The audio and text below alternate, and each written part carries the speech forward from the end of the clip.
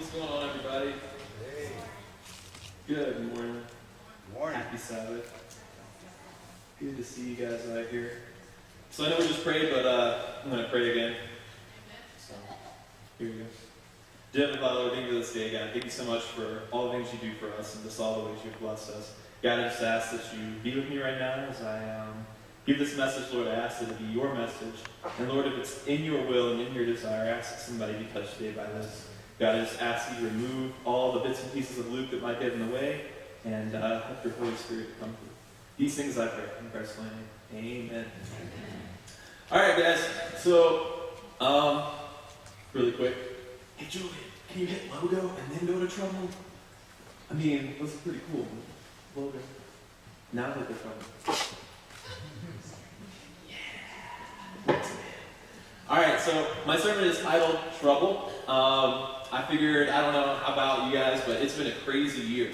It's been crazy for this church. It's been crazy for me, personal life. Little insight into what's going on in my life right now. I'm in the process of getting married, and that's crazy. Thank you. The real hero is Elizabeth. But anyways, there's just a lot going on. I felt called to talk about trouble. And so what I'm going to do, and it's going to be kind of quick, I'm not going to do some of these stories justice. If everything goes according to plan, we're going to have 9 stories. So it's 11:20. I want to get you guys out of here by 12, get you some food, but we're going to run through this. All right. So I'm going to start with a story about me.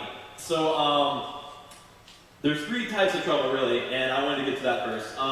The trouble that comes to you, trouble that you didn't look for, trouble that just happens your way. We've all been a part of that. Also, trouble that is sent to test you, to find out what you're made of, and to see what happens, and how you respond to it. And then finally, there's trouble that you get yourself into. And so I'm going to talk about those 3, but first, we're going to open up and talk about trouble that comes to you. So I'm going to take you back a little bit. I had worked at Starbucks for about 5 years. I wasn't going anywhere with the company. I had great vision. I even went and got a business degree through them. And I will add a little bit of salt to that. I'm a little mad that they give out free college education now at Starbucks, because I had to pay. So I was a little early to that boat. Ended up having to pay for college. Got a lot in debt. I wound up at this big engineering firm in Greensboro. It's called Corvo now. It was RF Micro Devices. Some of you guys might be aware of that. Some of you might work there. I don't know. So I got in as a temp, and the job I was doing, I had no idea what I was doing. They wanted me to do programming, and I'm a business major. So I had some familiarity with computers, but they sat down like, look at all these lines of code, tell us what they need, and then I'm like, dude. And so I wound up being the guy who sorted the mail, and yes. Sorted the mail. I would look through documents and see if it sounded good, because believe it or not, engineering is a different language, and so somehow I acquired a gift to translate a little bit and make it sound okay for a layperson. Sorry, Mark. Anyways, it wasn't looking good. I realized that my contract was going to be up, so I used the business stuff that I had learned, and I just started being really bold. I walked into the offices of people whose job I might be interested in. So at the time, I had a guy at Starbucks, and I was just talking with him, and he was like, you know what you would be great at, Luke? Project management. Spoilers, I wouldn't be good at project management. Just ask anybody who's done anything under me. I'm kind of absent-minded, so I don't know how I did that. But he said you'd be good at project management. So I walked into every project manager's office, and I was like, hey, tell me about what you do. And they're like, man, this guy, I like you. And so, through a crazy situation of events, I became a project management person's, understudy. Right? And this is all as a temp worker. And so I'm thinking, okay, this is what God has in store for me. This is what God decided to give me. This is how everything went. So everything was going great. We had this big contract, $2 million. They're letting me, fresh out of college, work this contract. And I'm like, yes. I'm calling the engineers. I'm getting the parts where they need to be. I'm working with all these levels. And I'm like, this is awesome. And then Christmas came. And it's a weird thing they do at RF Micro. They basically shut down for like 2 weeks for the most part, other than like some of their fabrication facilities. But for the most part, the place is closed for like 2 weeks around Christmas. So I come back from Christmas and I'm like, yeah, Samsung, I sold a part or whatever, and a weird thing happened. Work stopped coming to me. Work stopped coming to my desk. See, at that time, they were going through a merger with a company called TriQuint. TriQuint had a lot of government contracts. And see, there's this weird thing about government contracts. You can't subcontract people when you have government contracts. So I didn't know this, but as soon as TriQuint merged with RF Micro to become Corvo, I was already out of a job. And so I was kind of weirded out. I had done everything I could think of to do that was right. And ultimately, that wound up with me just not having any work. And God blessed, and other things opened up. But my point is that was trouble I wasn't looking for. Everything looked good. Everything seemed great. And I was blindsided. I had done everything right, and it completely fell over. Well, it turns out that I'm not the only person that things like that happen to. I go to the story in the Bible, and I don't know if you're familiar with the story. I'm actually going to read this story because it's kind of short. There's other stories I will not be reading because there are several chapters. You can thank me later. So this story is about Jesus calming the storm. You can find that in your Bibles in Mark 4, 35 through 41. I think I'm reading out of the NIV. I'm not 100%, but here we go. Verse 35. The day when evening came, he said to his disciples, "Let us go to the other side." Leaving the crowd behind, they took him along, just as he was in the boat. There were also other boats with him. A furious squall came up, and the waves broke over the boat, so that it was nearly swamped. Jesus was in the stern, sleeping on a cushion. The disciples woke him and said to him, "Teacher, do you care if we drown?" He got up, rebuked the wind, and said to the waves, "Quiet, be still." Then the wind died down, and it was completely calm. He said to his disciples, "Why are you so afraid? Do you still have no faith?"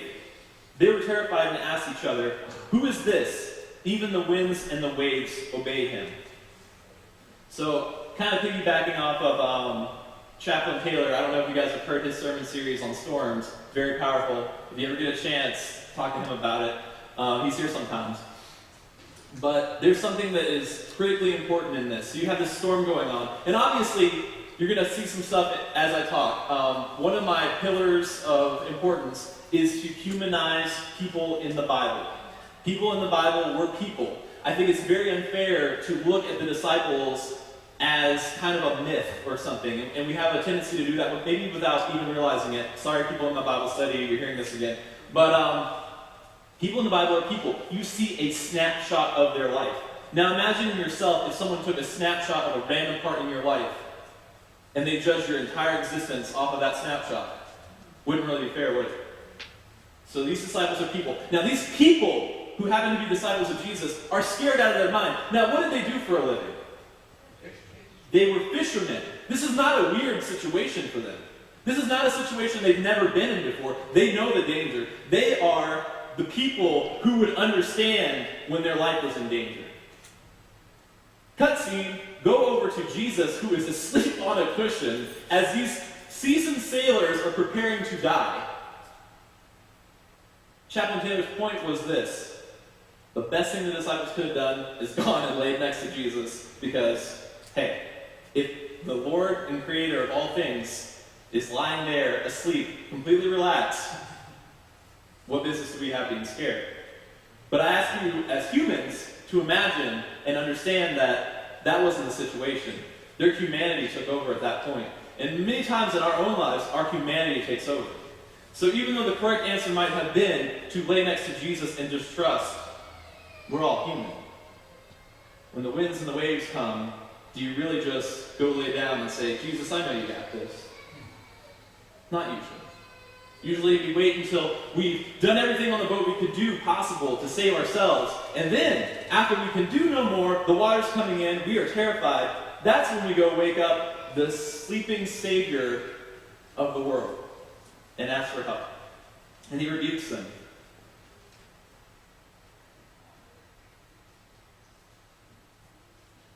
Okay, another story. How many of you are familiar with the story of Esther? Anybody? All right, well, I'm going to give you the cliff notes. So you have this girl who's living with Mordecai, and through a series of events, she winds up being some orphan child. I think Mordecai was her uncle, if I'm correct. And she winds up in the king's court with a horde of other women trying to become his new wife. Now, the backdrop of the story, what's going on, is there's a person in power who wants to destroy the Israelites, who are also in captivity at this time. So you have somebody who had no idea. She's just this orphan child. She didn't want any of that. I mean, imagine, we say, being a princess, but ultimately her life was called into question. To save her people, she had to risk her own life. That is not a situation she looked for. We don't know what she achieved or what she desired to achieve as an orphan living with her uncle, Mordecai. We don't know if she sat there and she was in his house, his modest house, saying, maybe one day I'll learn how to make bread really good and sell it at the market.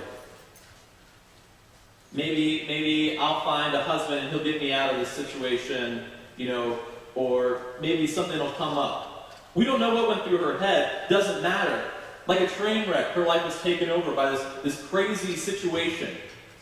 So she finds herself in the king's court. Now, her predecessor had just been killed because she said no to the king. So you can imagine this isn't exactly, the princess story that we all hope and dream of in the, Disney fairy tale stuff, ladies. I'm sorry. This is a situation where you have a very set place, you mess up, you might be dead. And so she found herself in a situation where she was really in a bad place. But she trusted in God. And her trust in God and her trust in her uncle Mordecai wound up saving her entire Israelite group. Her little bit of faith. And so I guess my point is there's going to be times in your life where there's going to be a situation that comes that you didn't want any business with, you didn't want any part of. And it's really easy to be the disciples on the boat, or to be Esther, and to have that moment of doubt and say, I really didn't see this going this way. I was really okay with just getting out on the boat and fishing today, or just ferrying you to the other side of Jesus. Why did we have to have this storm? Or, things were nice in the house. It wasn't really that scary, and now I'm sitting here walking to the king's court, getting ready to do something that if he's not in a good mood means that he's going to have me killed. Sometimes you're going to find yourself in situations that are similar. I know that it might seem crazy, but it's part of life. And that's one of the troubles that you'll come. But I want to encourage you here. Proverbs 3 verses 5 through 6 says, "Trust in the Lord with all your heart, and lean not onto your own understanding. In all your ways submit to him, and he will make your path straight."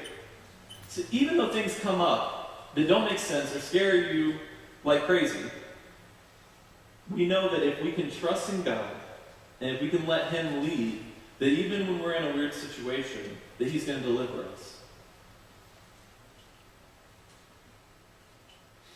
Another verse to kind of go along with the Esther story, Psalms 9:10. "Those who know your name trust in you, for you, Lord, have never forsaken those who seek you." We move on to the second point. Trouble that is meant to test you. Now, it's hard not to go, I actually had a little bit of a hard time thinking about times in my life when I was tested, and I think that's because God already pulled me through them. But I go back to right after I got out of high school. So a little bit into myself, and this is not to lift me up or whatever. This is kind of to tell you my mental state at that time. So when I was a senior in high school, I wasn't the smartest kid in the school. I wasn't. But I had other things that I could do that I felt like would sell myself to a nice college or whatever. And I didn't want to go to Southern. Sorry for those who did. Nothing wrong with you guys for going to Southern. I wanted to go somewhere nice. Where I could do different things, because I knew I didn't want to be a doctor because I'm scared of blood and guts. I didn't want to be a teacher because I thought I'd be poor. I didn't, whatever. We could keep going. But through a series of events, we had a guy come on campus at Pisgah, and he was the recruiter for Walla Walla. At the time, I was the captain of the gymnastics team. I know that things have changed, but I was the captain of the gymnastics team. And their team had kind of shut down. Like the West Coast, they don't do as much as the East Coast does with gymnastics in the Adventist world. We call it active sports. So I was offered, as a freshman, the opportunity to go out there and be a freshman coach. They were going to give me an amount of money that I could spend on any trip that I wanted to do. They had all the equipment they needed. I was going to pick my team. I was going to pick my staff. And all I was going to have was a chaperone to make sure I didn't get too crazy as a freshman. So I was given that opportunity. And a weird thing happened. I was going to the Kernersville Church at that time. And the assistant pastor at the Kernersville Church, he said, "Luke, I don't think you should go to Walla Walla." You don't think I should go to Walla Walla? But they offered me a coaching job. That's my dream. I could take us on trips. We could go to exotic places because they're letting me, a freshman, decide where we go, which is really dumb. And so, I was thinking, all right, we're going to go to Bermuda, we're going to go to Aruba, And he said, "Luke, I don't think you should go. Actually, I think that you should be a part of a church plant."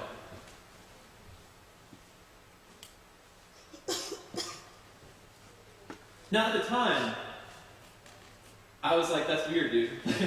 I don't know what you're talking about. I have no idea what a church plant is or why anybody would want to be a part of one." Walla Walla. They have onions that I don't like, but apparently they're famous. I might give them a shot. So he threw that on me, and you see, there was something that happened, and it wound up that I couldn't go to a nice college. I had to go to Forsyth Tech. So I was being tested because I had done everything I could. I was in every extracurricular organization that would allow me to be in, some of which made additional lines that said it was okay for me to be there, even though I was in other organizations.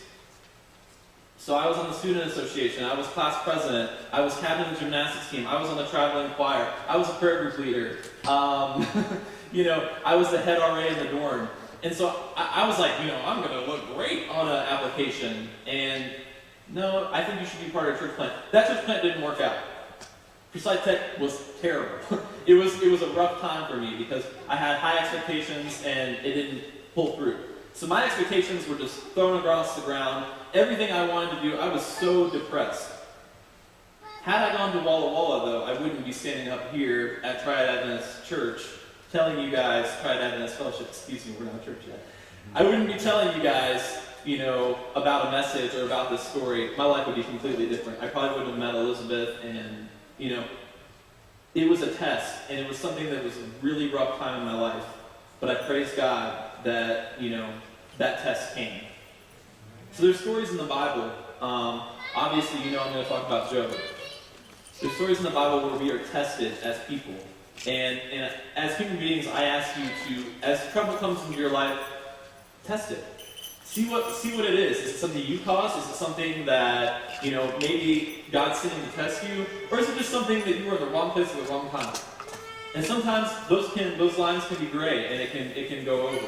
But we look at the story of Job. I'm not going to spend time with Job. Job's got a ton of chapters. It ends in the 40s, so we're not going to tell the whole story of Job. But here's the cliff notes. Here's this guy who has a lot of money. He has a lot of stuff. He's got everything that anybody at that time could want, everything we could attain on this earth. And back then, children were really valuable. You wanted to have a lot of children. He had a lot of children. This guy had everything he wanted. And then, something happened.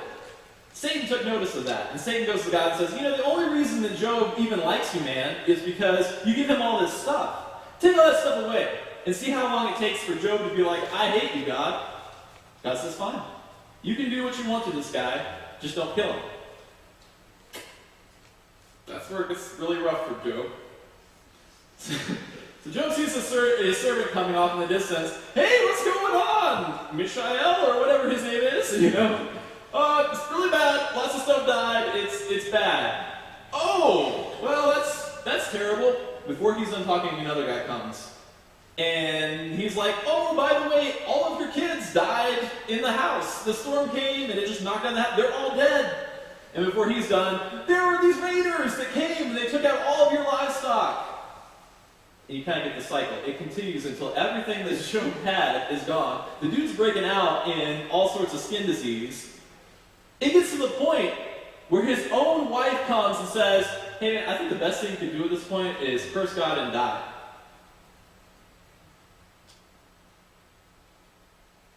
Job stayed true. Job didn't curse God. I think it's safe to say I would have cursed God and died. That's just me. But the story of Job is there to remind us that even when we are tested, cursing God's not the right answer. And if you go to the very end, we're skipping 42 chapters. And we're going to chapter 42, verse 10. So a little pregame before that. So God had finally told Job's friends who came to visit him, and they were like, man, you must have really messed up to be in this situation. What'd you do? And so finally, it gets to this point, and God has redeemed Job. And God comes to Job and says, hey, the only way I'm going to let your friends off is if you say a prayer for them. And so we pick up in verse 42. After Job had prayed for his friends, the Lord restored his fortunes and gave him twice as much as he had had before. Now, I always struggle with this because I'm like, well, if you love your kids and the kids are dead, like, how do you get that recovered? That's a whole other topic. So moving right along, we go to another story. This one's found in Daniel 3. This is the story of Shadrach, Meshach, and Abednego. Now, I don't know how familiar you are with this story, but it's also one of faith. So here you have these guys who became eunuchs. If you don't know what a eunuch is, I'm not going to tell you. You can look it up or talk to your parents or whatever. Who became eunuchs. They had been captured from their country. They had been taken to Babylon. They served King Nebuchadnezzar. And it got to a point where this guy, the king, was so into himself that he had built a massive statue of himself in gold. And he got everybody together and he said, hey everybody, let's get together. You bow down when the music plays and you worship the statue of me, because that's cool. That's what everybody's doing. So you have these three guys who come out and they say, we're not going to do that because we serve the one true God. Now, I've heard several sermons. It would be really easy. It would have been really easy for Shadrach, Meshach, and Abednego to fix their sandal. When the music played, this would happen. And I'm sure there's a number of people who did that because they were the only three that were eventually thrown into a fiery furnace. So imagine that for a second. You've done everything right. You've achieved greatness in this court. You become someone of prominence to the point that you're, present at these things. The king goes to you for advice. You wake up, you go and see the statue, and now you have an ultimatum. You bow down and worship the statue, or you die and you give up everything you have. You die dishonorably in a fire in front of everybody, which obviously would not be very painless. So, they're being tested.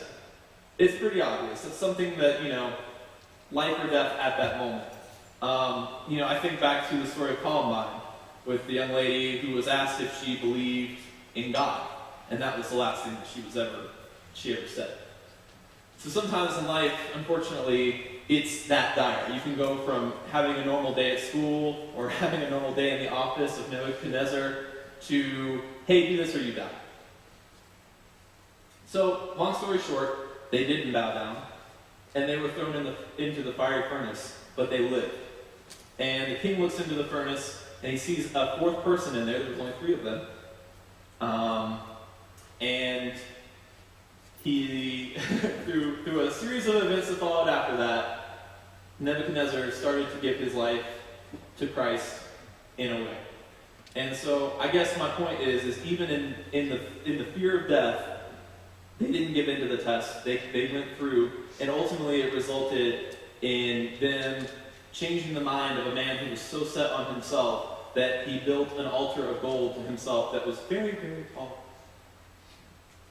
So, what are some verses we can get out of this? So, I think about Hebrews 13, 5 through 6.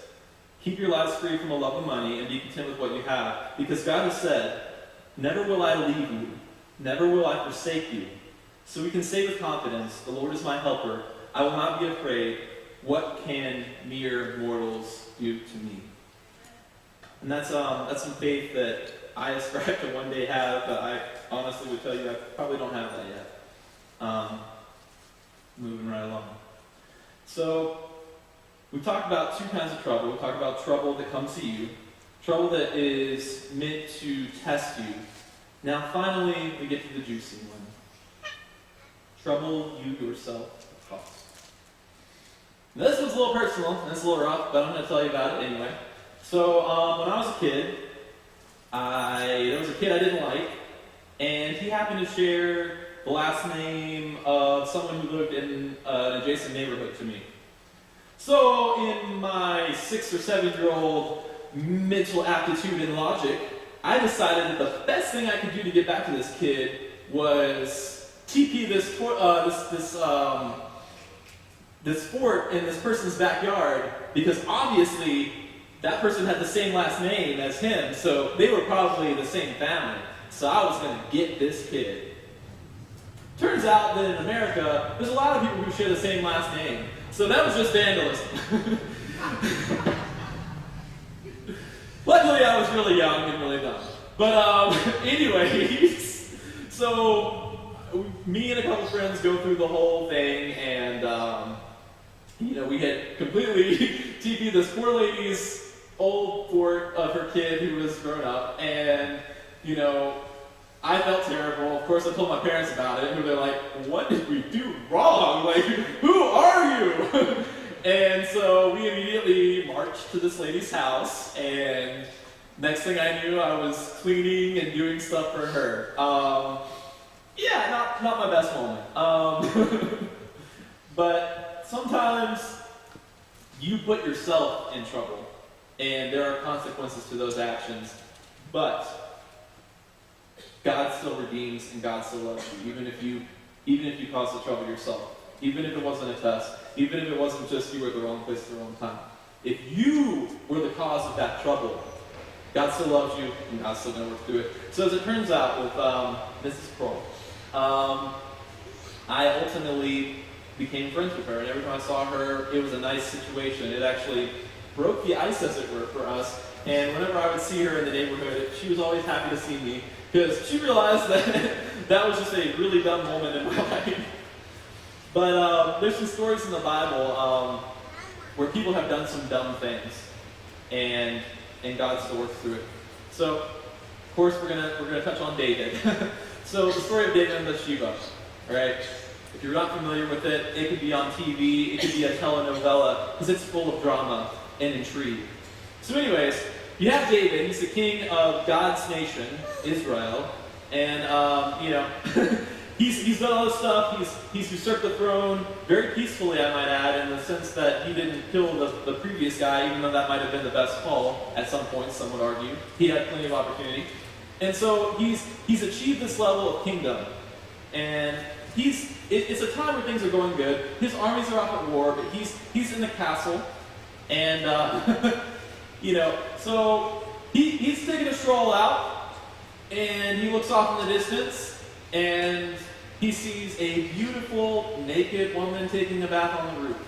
So, I don't know about you guys, but I'm not going to take a bath on the roof, but whatever.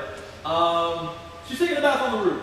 And so he sees her, and he's like, "I like you, and I want you." And so he sends the servant. I can only imagine what that poor servant was thinking. What can I do, king? As he's going to get Bathsheba. Well, it turns out Bathsheba gets pregnant, and that's bad, and it became worse because it turns out that Bathsheba's husband was in the army, and not only was he in the army of David, but he was a super faithful guy. And so David's like, "All right, man, I really messed this up. Like grand royally. So how am I going to fix this? I know. I'll call him back from the front lines, try to talk him into sleeping with his wife, and then maybe the pregnancy, they'll just think that it was him instead of me." Yeah, that's a good idea. And so he calls this guy back, and he's like, "All right, this is going to be awesome." And the guy comes, and the guy stays in the castle. He sleeps on the floor. He's like, "What are you doing on the floor, man? You're supposed to, go back to your wife. What are you doing?" And the guy's like, "No, I can't go back to my wife right now. my brothers in arms are out in the fields. They're sleeping in tents. Their situation is terrible. How can I go back to my wife? That would just be messed up. Okay. Let's get him really drunk. Maybe then he'll go back to his wife. So David tries to get the guy drunk, hoping this is going to work out. Doesn't work out. All right, plan B. So after all that didn't work, he's got this lady who's pregnant. Her husband's here, sleeping in his castle, not going back to her. Gotta kill him. So David calls in the generals or whatever and says, hey man, what I need you to do is put this guy on the front lines, push him out kind of deal, then withdraw and let him die. Okay, doesn't sound really nice or smart, but okay, sure, you the boss. So long story short, that's what happens. Bathsheba's poor husband is put on the front lines, is cut down, and everything seems good, right? So a prophet comes in. A prophet comes to David and says, hey, so here's this story. There's this guy, this rich man who comes in and he takes this poor guy's sheep and he kills the rich man kind of deal. And David's like, what would you do with that guy? And David's like, well, I'd kill him. That person is you. So with David, he's now mourning. He's freaking out. It's been a rough time. He's mourning. He's having a hard time with this. He's praying to God, please forgive, please forgive. And ultimately, even in all of that, there's a punishment that's dished out. Your baby won't live from that situation that you created. And in addition, your sons will kill each other. Sounds pretty harsh. Sounds pretty rough. Not that what he did wasn't rough and terrible, but, there was a punishment. But there was also redemption. Turns out that Bathsheba's son became Solomon. Solomon was a king later on, and Solomon was the wisest man who ever lived. So even from that terrible situation, God came in, fixed it. So even if you get yourself into a crazy situation like that, there's still mercy, and there's still God's love, and He can restore you. So we move on to one of our last stories. You can find this one in John 8, verses 2 through 11. So at dawn, He, Jesus, appeared at the temple courts, where all the people gathered around Him. And He sat down to teach them. The teachers of the law and the Pharisees brought in a woman caught in adultery. They made her stand before the group and said to Jesus, Teacher, this woman was caught in the act of adultery. In the law of Moses commands that we stone such a woman. Now what do you say? They were using this question as a trap in order to have a basis for accusing Him. But Jesus bent down and started to write on the ground with His finger. When they kept on questioning Him, He straightened up and said to them, Let any of you who is without sin be the first to throw a stone at her. And again He stooped down and wrote on the ground. At this, those who had heard began to go away one at a time, the older ones first, until only Jesus was left, with the woman standing there. Jesus straightened up and asked her, Woman, where are they? Who are those who have condemned you? She said, No one, sir. Then neither do I condemn you, Jesus declared. Go now and leave your life of sin. So this woman had obviously decided that her life had taken a turn, and that the best course of action was to sleep around. And so imagine being her, and the culmination of your trial lines up with you meeting Jesus face to face. And you see the people who obviously set you up come in one by one with the completely don't care about your life at all. And some accounts say that, it was probably one of them that wound up, committing that act with her. And so you're sitting here, standing in front of Jesus, naked by the way, and you are completely redeemed, even though you've lived the sin. Now, did Jesus say, you know what, sister, you've just been doing it wrong? He said, you shouldn't have been going to the priest and all that. Really, there's a great market over here. What you want to do is you want to go to Cana because you won't get in so much trouble over there. No. He said, go and sin no more. So even if you put yourself in a situation like that, even if you're in a situation that you chose that was wrong, that was bad, and obviously it doesn't have to be adultery, plug it in whatever you need to plug in there. Even if you put yourself in a situation like that, it's not the end of the road. In fact, sometimes Jesus will stand guard before you, and instead of letting you be stoned to death, he'll just remind you of all the things that other people have done, and how even this thing that seems so high and so important doesn't matter at all to him. His only desire is that you stop and you go on to a better life. So, my point in all of this is, I don't care who you are. I don't care what you've done, or how you got to church, or if you're not really a part of church and someone just dragged you here. Nobody in this building, nobody online, is in any way, shape, or form free of trouble. Every last one of you probably has some skeletons in your closet you're not proud of. But the beauty is that God doesn't care about that. Now, he's not saying continue living a life like that. Continue putting yourself in that situation. Not at all. Go and sin no more was very much the end of that. Go and sin no more. But I guess my point is you can come to church and be completely imperfect, and God is happy to have you.